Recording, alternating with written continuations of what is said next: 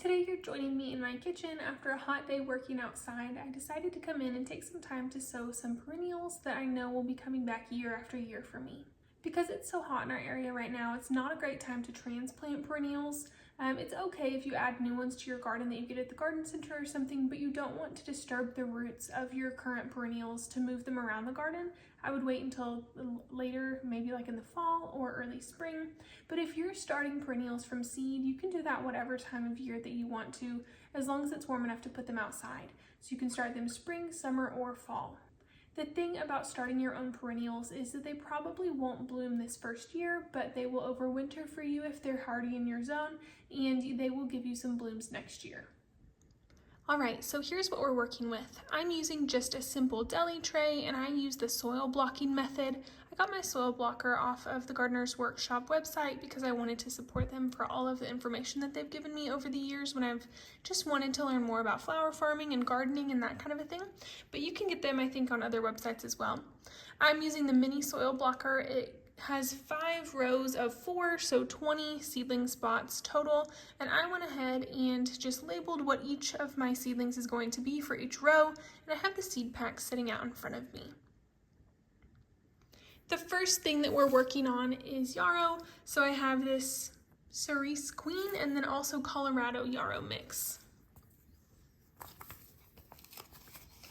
You can see on the seed packet that Yarrow seeds are little bitty and they really like to get stuck to the tape. But I like to just pour out a couple into my hand, and these seeds are not brand new, so I'm going to put a couple extra in each spot. And with soil blocking, especially if you're new to it, I like to just put my seeds on top and then water them in just really gently, or even bottom water. But I don't find that I have to cover up my seedlings. If there are seedlings that require darkness to germinate, then I'll stick them like under the cabinet or something so that they're in the dark. But you don't really have to put the soil block itself. You don't have to put the seedlings, like cover them with soil. So there are our Yarrow, and I've had great success growing Yarrow in my garden.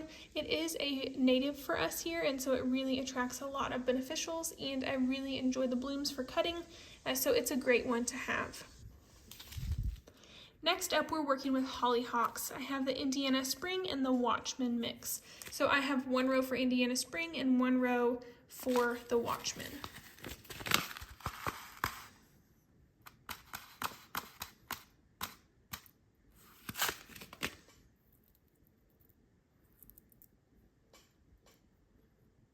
The key with these larger seeds is just that you get them into the indent that the soil blocker makes and make sure that the seeds have contact with the soil. Most seeds don't have 100% germination, so what I like to do is to add just a couple extras, and if they all grow, then that's fine, and if they don't, that's okay too.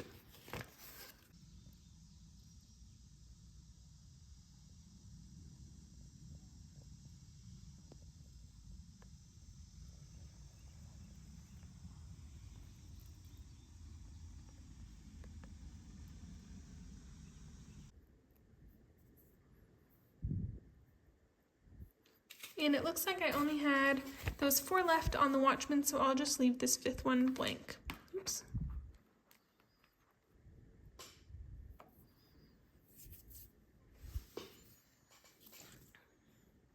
Next up is our Gaillardia, and this is one that I have grown from seed that is in my mom's garden. I really like the blooms on it, and it looks just like what you can get in the store. The seeds on this one are interesting because they almost look like those things for like badminton or whatever. Kind of interesting. But again, the key is just contact with the soil. Oops. And the soil mix for soil blocking is, I use the cocoa fiber mix that they sell on the Gardener's Workshop website. And then I used potting mix. And they also sell a nutrient mix on their website, which has this green, almost like sand looking stuff that I have in my mix as well. Now I planned on 2 rows of the Gaillardia, but I only had enough seeds for 1, so I'll just leave a row blank and maybe put something else there. Next up are our salvia, and these ones are almost more like a wild salvia look, but they're really pretty.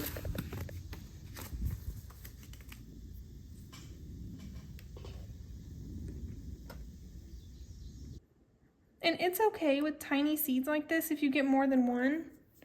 Again, I like to have a couple extras and then I can just thin them out if I need to.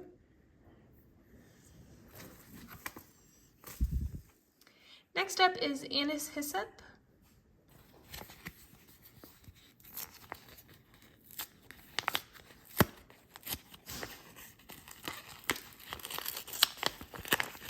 This is one that I'm hoping will attract beneficials to my garden, but also that I can cut on.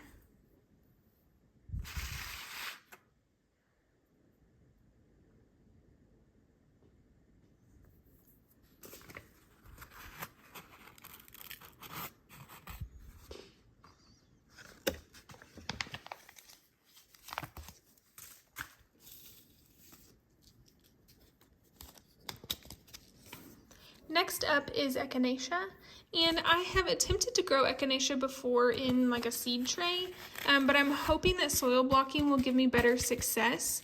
I found that soil blocking works a whole lot better for lavender and things like that. Lots of these perennials take a really long time to germinate, and having them in soil blocks means that they germinate a lot quicker. So I'm hoping that's the case with Echinacea as well. And Echinacea is another one that is native to our area and then also is great for pollinators and cutting. And last up is lavender. And like I said, I've had some issues with some perennials germinating because it takes so long.